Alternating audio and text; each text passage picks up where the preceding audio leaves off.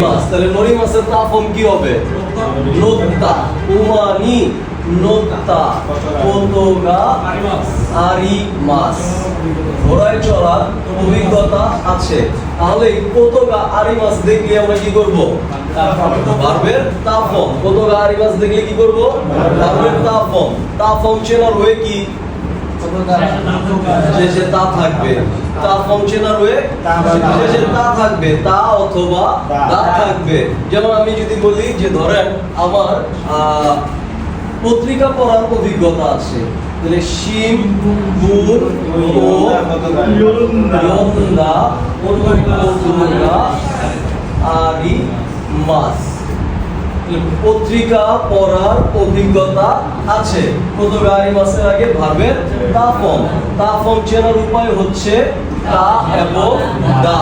তাহলে আমাদের এইখানে একটা নাম্বার মনে করেন কনফার্ম, যদি প্রশ্ন আসে পতোগা আরি মাছ দেখলাম, তার আগে মনে করেন আমার খেয়াল রাখতে হবে তা অথবা দা কোথায় আছে।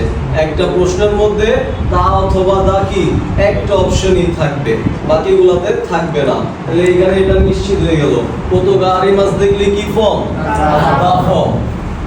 এরপরে আরেকটা ব্যবহার আছে, সেটা হচ্ছে আতোদে। আতোদে এর আগে অবশ্যই তা ফর্ম।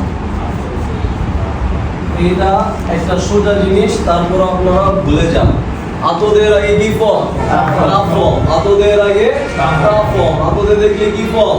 তা ফর্ম। যে কোনো কিছু মনে করেন যে একটা কাজের পরে আরেকটা কাজ বলতে চাই, তখন হচ্ছে কি করব? মাঝখানে আতোদে বসাবো, তার আগে বসাবো তা ফর্ম। যেমন ধরেন বলতেছি যে পড়াশোনা শেষ করে টিভি দেখবো। কি শেষ করে?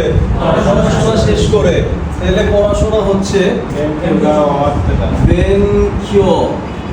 বেনকিও শিতা আতোদে তে রে বি ও মিমাস।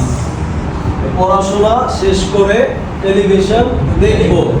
আতোদে মানে হচ্ছে একটি কাজ করে আরেকটি কাজ করা। যখন একটি কাজ করে আরেকটি কাজ করা বলতে চাইবো, তখন হচ্ছে আতোদে ব্যবহার করব। আতোদের আগে কি ফর্ম হবে? তা ফর্ম। এই তো ছিল তার ব্যবহার।